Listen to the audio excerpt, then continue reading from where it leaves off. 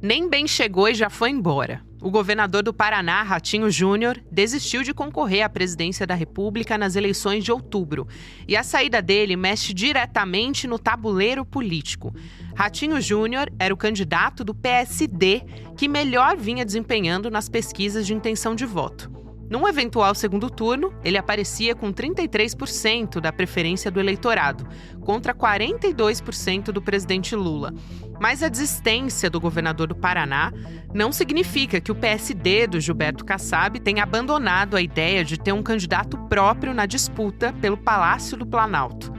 A legenda, que tem mais prefeitos no país, ainda tem duas balas na agulha para essa disputa: o governador de Goiás, Ronaldo Caiado, e o governador do Rio Grande do Sul, o Eduardo Leite.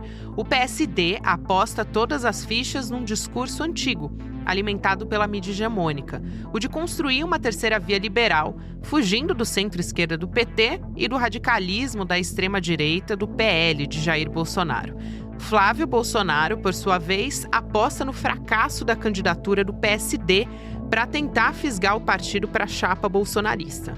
Durante um evento em Natal, no Rio Grande do Norte, o filho 01 do Jair Bolsonaro desautorizou um jingle que criticava o Centrão e a terceira via. Quarta-feira, 25 de março de 2026.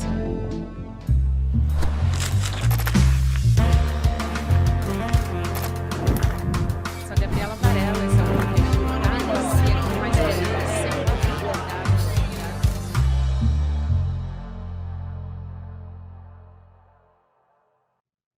Olá, seja muito bem-vindo, seja muito bem-vinda. Eu sou a Gabriela Varela, está começando o videocast em detalhes aqui no ICL Notícias. De segunda a sexta-feira, a gente analisa uma temática, uma notícia importante do momento. Hoje vamos conversar mais uma vez sobre a reorganização das peças do tabuleiro eleitoral, olhando para a extrema-direita, mas também como o governo se enxerga em tudo isso. Eu vou conversar com o nosso jornalista, colunista também do nosso site, comentarista dos nossos programas, o Luiz Costa Pinto, que está em Brasília mais uma vez, aqui diretamente para conversar comigo. Lula, bem-vindo. Olá, Gabi, como está? Obrigado por estar mais uma vez aqui com vocês no Em Detalhes. Um prazer te receber, Lula, para falar sobre uma movimentação que, de certa forma, não pegou a gente tão de surpresa assim, né? Essa desistência do Ratinho Júnior como pré-candidato à presidência. Vamos falar do que vem por aí, então. O governador Ronaldo Caiado tem surgido nas manchetes logo depois que se anuncia a desistência do Ratinho. Ele surge como um nome forte do partido. Não é o único, mas é uma possibilidade importante, né? Ele tem um perfil que é visto como um embate contra o Lula no DNA dele. Eu ouvi isso de alguns aliados. Como é que você avalia o Caiado se tornando uma linha auxiliar do Flávio, ou ele aparece talvez mais como uma ameaça ao Flávio Bolsonaro no cenário da extrema-direita? Depois a gente pode também analisar o Eduardo Leite como uma possibilidade. São perfis bem diferentes, né, Lula? Perfeito, Gabi. Primeiro vamos começar rapidamente aqui falando da desistência do Ratinho Júnior, que é, na verdade, a saída da política de quem nunca esteve 100% dentro. É. Ele não foi que simplesmente ele anunciou que ele não seria mais candidato a presidente. Ele anunciou que ele ficaria no governo até o fim do mandato e depois vai voltar para as empresas da família, empresas de comunicação. Ele é o gestor do grupo de comunicação que tem o pai dele como ponta de lança, o Ratinho Pai, né? E por que isso ocorre? Porque lá no Paraná, o Ratinho Júnior, por algum motivo que nós não sabemos exatamente qual é, ele precisará, para proteger os negócios da família, para proteger o patrimônio que ele construiu, ele precisará eleger o sucessor. E o PL, a extremíssima direita, acabou de filiar o senador, ex-juiz Sérgio Moro para ser candidato ao governo, confrontando a estrutura política do governador Ratinho Júnior, que tem como candidato o seu vice. Então, será muito salutar a gente acompanhar essa campanha da direita, da extrema-direita no Paraná, porque embaixo desse manto da campanha eleitoral tem algum lixo acumulado ao longo dos anos. E levou, então, à saída de cena do Ratinho Júnior.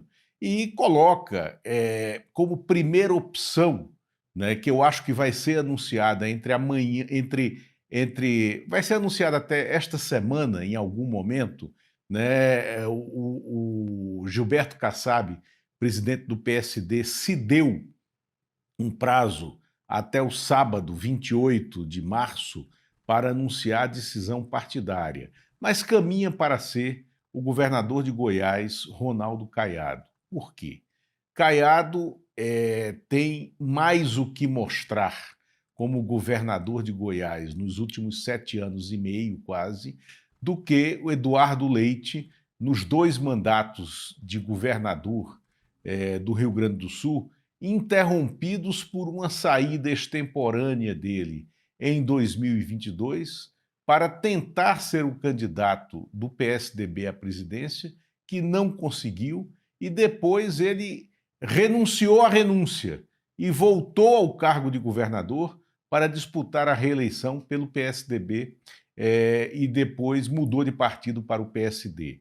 Então, o Ronaldo Caiado, ele tem, no campo da direita, ele tem um projeto político para demonstrar, um projeto político para defender, um projeto, uma trajetória política que remonta à Constituinte, não que ele tenha sido deputado constituinte, não, mas ele foi a liderança da direita ruralista na Constituinte em 1987, 88, né? Então ele tem essa trajetória política a defender. E a credibilidade, o trânsito dele no setor do agronegócio, aonde ele pode fazer alianças políticas decisivas. Por isso eu acho que caminha para que ele seja indicado o candidato do PSD à presidência da República. Aliás, Lula, por você ter citado esse ponto que eu acho super importante, né, essa base forte no agro, é um setor que pode enfrentar tensões com a família Bolsonaro se a gente levar em consideração o tarifaço que foi imposto pelo Donald Trump, né, a produtos brasileiros, uma medida que tem uma articulação forte, no fim das contas, do Eduardo Bolsonaro, apesar, depois a gente vai falar disso, de ter uma parte da imprensa que não tem até utilizado tanto o sobrenome Bolsonaro para o Flávio, tem talvez um projeto de tentar dar uma suavizada aqui no nome da família. De qualquer forma, o Eduardo Bolsonaro está vinculado a esse projeto, né? Sem dúvida. O Eduardo está vinculado a esse projeto. Você fala o Eduardo Bolsonaro. Isso. Né? O Eduardo está vinculado a esse projeto. O Eduardo Bolsonaro é uma âncora, né, a puxar o Flávio Bolsonaro, irmão dele, para dentro desse ambiente, desse discurso absolutamente nefasto da guerra comercial, da guerra real que está acontecendo no Oriente Médio e dos impactos desses 2 conflitos, o conflito comercial do tarifaço lá de trás e o conflito real da guerra no Golfo, né, o impacto desses 2 conflitos na vida do cidadão comum brasileiro, enfrentando as altas de combustível, enfrentando a possibilidade de a gente ter aqui um racionamento de óleo diesel, como já vai começar amanhã nas Filipinas. As Filipinas estão numa situação de emergência energética. Daqui a pouco, países como Japão, talvez a Alemanha, entrem nesse sistema, a Itália, né, no clima, no ambiente de emergência energética por ausência de combustíveis fósseis, né, para mover as suas economias. e os Estados Unidos também. Isso vai ser uma tragédia, né, para o cidadão comum. E o Flávio Bolsonaro terá que responder sobre isso. E aí vem as diferenças no campo da direita, Gabi, de um nome como o Ronaldo Caiado, comparado ao Eduardo Leite, mais jovem, e ao Ratinho Júnior, também mais jovem e sem nenhuma estrada na política nacional. O Ronaldo Caiado, ele tem um link com o movimento ruralista, com o agronegócio, com a estrutura econômica empresarial brasileira de há muito tempo. Então, um dos maiores amigos na vida pessoal do Ronaldo Caiado é o Carlos Soares, empresário que era o S da OAS antigamente. O S da OAS é de Soares, do Carlos Soares, que é um dos maiores amigos do Ronaldo Caiado e que é dono das maiores termoelétricas brasileiras, é dono da maior linha de extração de gás no norte do país, né? Então ele traz essas conexões para uma campanha que aí terá a direita tradicional, né, disputando o voto. E é nesse cenário que eu vejo que o Caiado pode ser um problema no confronto com o Flávio Bolsonaro. Ele vai disputar, sim, o espaço da direita tradicional, que por falta de voto, por falta de alternativa, por maluquice absoluta do seu despreparo político, né, queimou todos os pruridos, né, largou mão de todos os pruridos de consciência e aderiu ao bolsonarismo estúpido desde 2018, passando pelo exercício do mandato do Bolsonaro, e agora com essa explosão de adesão, né, ao Flávio Bolsonaro, que é um personagem pérfido, desqualificado e despreparado para ser presidente da República. Muito bom, Lula. É interessante isso, né? Porque o Caiado, ele pode realmente ver esse espaço, né, de explorar uma contradição e atrair o setor produtivo mais ainda, né, que se sente prejudicado até por esse alinhamento ideológico extremista dos Bolsonaro com o governo Donald Trump, com os Estados Unidos. Por outro lado, como a gente discute aqui, o Caiado, ele é visto por muita gente como mais bolsonarista, né, do que os próprios os Bolsonaro, né, a família Bolsonaro. Eu até quero aproveitar para repercutir com você uma história que acontece agora do Flávio Bolsonaro desautorizando um jingle da pré-campanha dele com críticas ao Centrão e um terceira via sequelado, né, que aparecia, enfim, a equipe dele, que ainda é senador, diz que o Partido Liberal vai ter mais cautela nos próximos eventos, enfim, mas fato é que esse jingle aparece criticando o Centrão, rechaçando esse apoio de uma terceira via. E, eventualmente, ele pode ter o apoio tanto do Caiado, que parece que está mais disposto a ser esse candidato da direita, que depois vai se juntar ao Flávio, mas que pode também prejudicar o Flávio, do que o próprio Eduardo Leite. Mas essa música aparecendo, qual é o efeito que isso tem? Eu acho que é um gostinho de que a campanha vai ser muito mais complexa, muito mais complicada do que a gente pode esperar daqui para frente, né?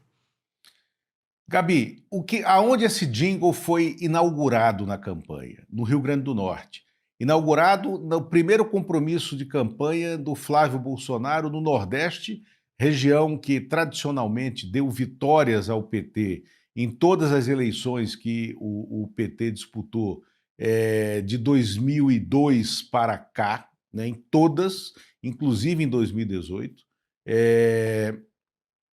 E eles tentaram, primeiro, eles reproduziram um sucesso, um hit da campanha de Bolsonaro em 2018, que foi a busca né, de uma massa paga, uma massa controlada, mas uma massa que vai buscar o candidato no aeroporto e sai com ele nos ombros dos eleitores, né, que são militantes pagos, que estão ali com a versão mortadela, que é o que eles gostavam de falar do passado, a versão mortadela deles. Então, eles reproduzem aquele hit.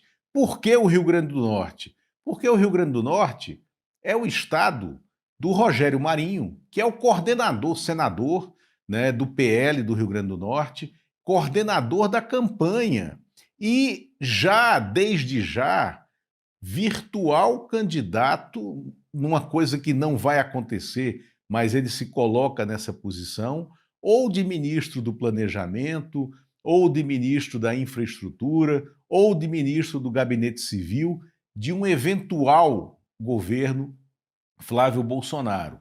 Então, eles escolhem esse evento para inaugurar o jingle da campanha. E o jingle da campanha é esse desastre de conexão. Não é porque ele é ruim do ponto de vista musical, que é também, né? Mas é porque ele é um desastre do ponto de vista político, né? Porque ele bate nos eventuais aliados que o Flávio Bolsonaro tem que conquistar. Como é que isso acontece? Isso só pode acontecer numa campanha que é absolutamente descoordenada, descontrolada, aonde tem talvez diversos chefetes de campanha, como numa milícia, né? Numa milícia você tem os xerifes, né, de cada setor da milícia. Talvez a campanha esteja sendo coordenada dessa forma. Quero ressaltar aqui também, né, sublinhar isso de como os bolsonaristas, mais uma vez, quando chega o período eleitoral, eles lembram que eles precisam dos nordestinos, né? E o Jair Bolsonaro, ele, ao longo da sua biografia, soltou várias frases xenófobas contra os nordestinos.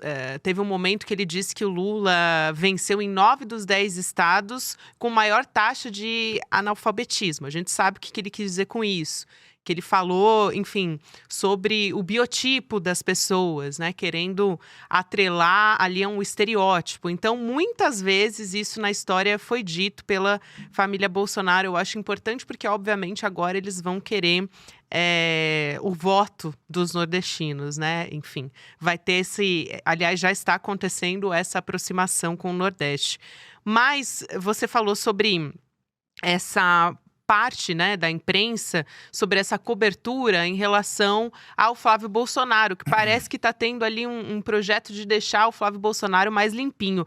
Aliás, tem uns editoriais de jornalões por aí dizendo que tem um cansaço do presidente Lula. A gente também sabe o que isso quer dizer, né? Uma parte da imprensa que muitas vezes suaviza a imagem do Flávio, chamando apenas de Flávio, esquecendo que ele é da família Bolsonaro, né? Quase que omitindo o sobrenome ali nas manchetes. Então, tem um projeto, Lula, você acredita, para tentar reduzir a rejeição ao Flávio Bolsonaro, retomando aqui aquela falácia do bolsonarismo moderado, que também foi uma invenção da imprensa, né?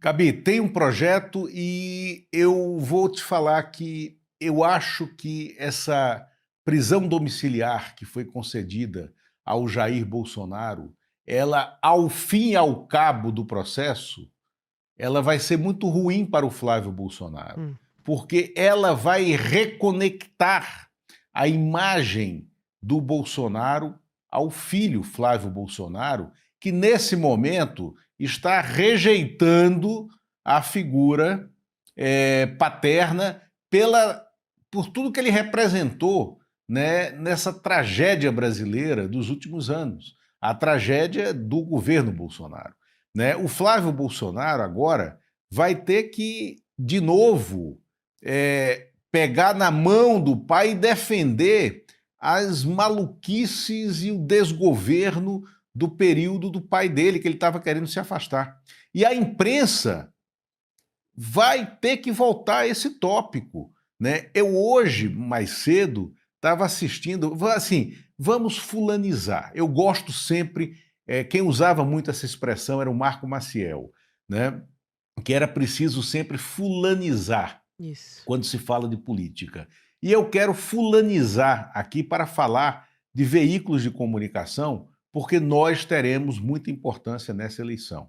Então, um pouco mais cedo hoje, eu estava assistindo a um dos programas da Globo News, o Estúdio I, e estava lá o Valdo Cruz, que foi um co-participante daquele episódio nefasto de dias atrás, do PowerPoint, bizarro, né, da Globo News, que depois a editora do Estúdio I, a Andréa Sadi, pediu desculpas, mas o Valdo também estava lá no estúdio na época, no dia, calou em relação ao PowerPoint, ou seja, aceitou, né, a divulgação daquele PowerPoint criminoso, mas o Valdo Cruz, hoje, estava no ar cobrando uma coisa que nós aqui no ICL cobramos há muito tempo em todos os programas, que é o seguinte, ele estava dizendo literalmente isso: o Flávio Bolsonaro terá que ser esquadrinhado pela mídia durante a campanha eleitoral. Flávio Bolsonaro vai ter que responder na campanha eleitoral pelas rachadinhas, pela transferência do COAF, do Ministério da Justiça para o Banco Central, para evitar a apuração dele mesmo, dele, Flávio Bolsonaro, durante o governo do pai. O Flávio Bolsonaro vai ter que responder pela participação dele na CPI da Covid, quando ele tentou esconder os malfeitos e a maneira desumana com que o governo do pai dele tratou a população brasileira durante a pandemia de coronavírus, né? Então, isso a gente está vendo por uma pressão desse lado independente da mídia, essa mídia tradicional, que se autoproclama profissional, agora falando aquilo que nós estamos falando. Por quê? Porque eles tentam, sim, naturalizar o Flávio Bolsonaro, Sim, chamando apenas de Flávio, né? Como a ombudsman da Folha de São Paulo, aliás, salientou numa coluna em que ela critica muito duramente a redação da Folha, quando diz o seguinte: não pode falar que é Flávio, tem que dizer a origem dele, e é Flávio Bolsonaro, né? Esse editorial aí que você se referiu, que foi do jornal O Estado de São Paulo, jornal que faz já há muitos anos, né? É uma coleção de parvoíces, é uma coleção de absurdos, né? Parece que eles têm prazer, um prazer quase que escatológico, entendeu? De escrever coisas que parecem bonitas pelo uso de palavras difíceis, mas para defender ideias grotescas, ideias toscas, ideias reacionárias, né? E para expor recalques, como acontece com o jornal O Estado de São Paulo, quando diz que o Brasil tem que se livrar do presidente Lula, o Brasil tem que ultrapassar, né, esse momento, e quase, ele não fala isso, mas quase fala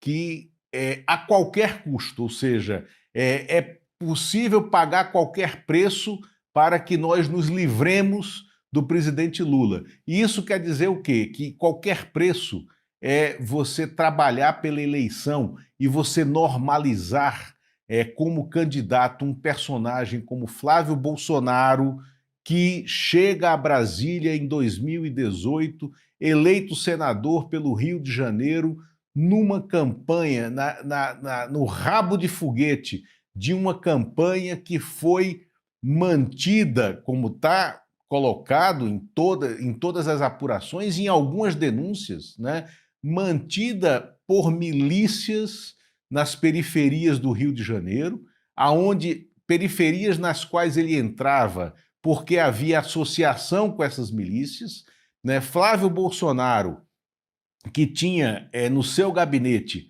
a mãe do miliciano Alexandre da Nóbrega, que era o chefão do escritório do crime, isso. a maior milícia do Rio de Janeiro, né? E que promovia no seu gabinete o esquema de rachadinhas por meio do Fabrício Queiroz, que organizava esse esquema. Então, é dessa forma. Esse é o Flávio Bolsonaro que chega eleito senador em 2018 em Brasília.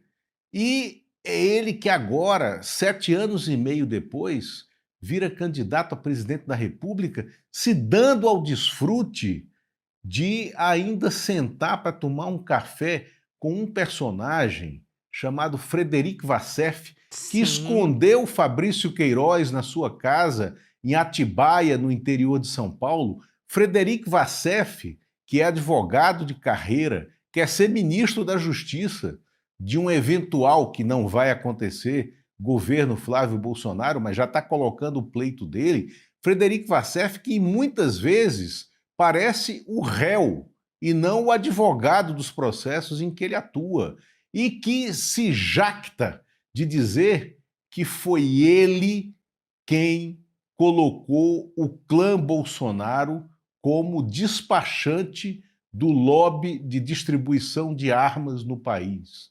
Né? O Frederic Vassef adora dizer isso. Né? E o Flávio Bolsonaro, um dia desses, a Juliana Dalpiva, nossa repórter, jornalista, colunista aqui no ICL, publicou umas 2 colunas sobre isso, falando dos encontros que o Flávio Bolsonaro tem mantido furtivamente com o Frederic Vassef, ainda hoje, em cafés públicos. Né?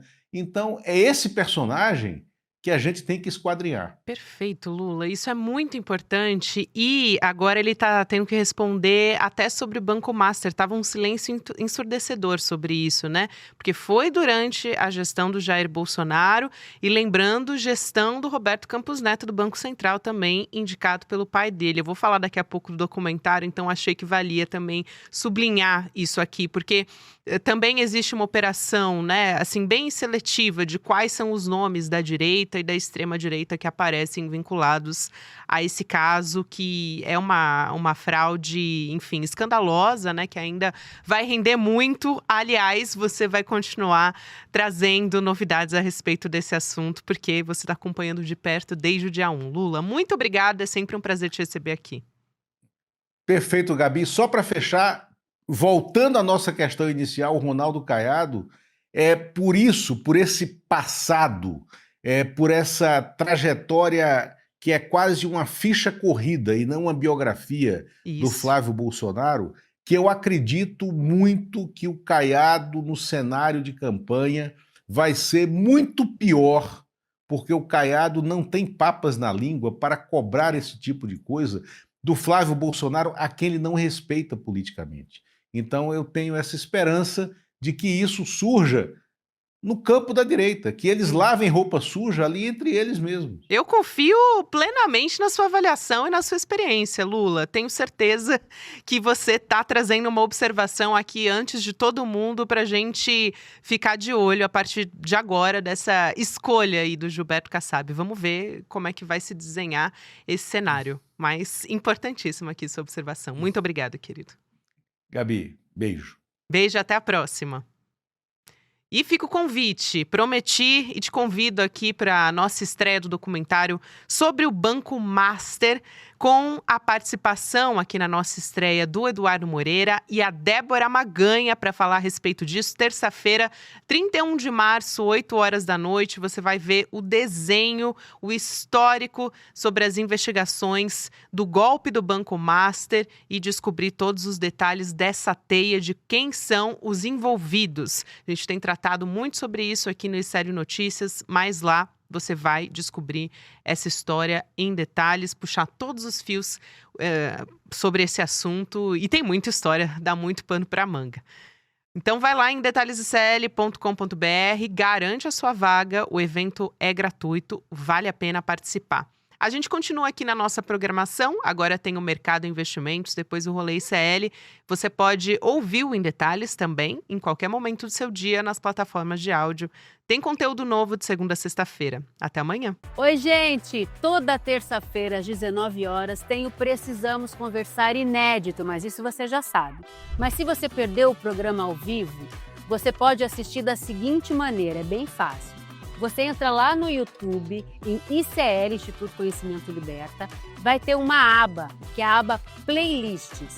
Nessa playlist você vai lá e procura por Precisamos Conversar e você pode assistir a todos os programas, o que passou e os outros da outra temporada também. Se fica à vontade, assiste no seu tempo, do seu jeito. Aqui no ICL é tudo muito fácil de encontrar. Então venha com a gente, aproveita e se inscreve no canal ICL. Estamos revolucionando o mundo, meu amor! Todos os dias, as principais notícias do Brasil e do mundo direto no seu WhatsApp, com informação de qualidade e sem fake news. Escaneie agora o QR Code e entre para o canal do ICL Notícias. Informação que importa onde você estiver.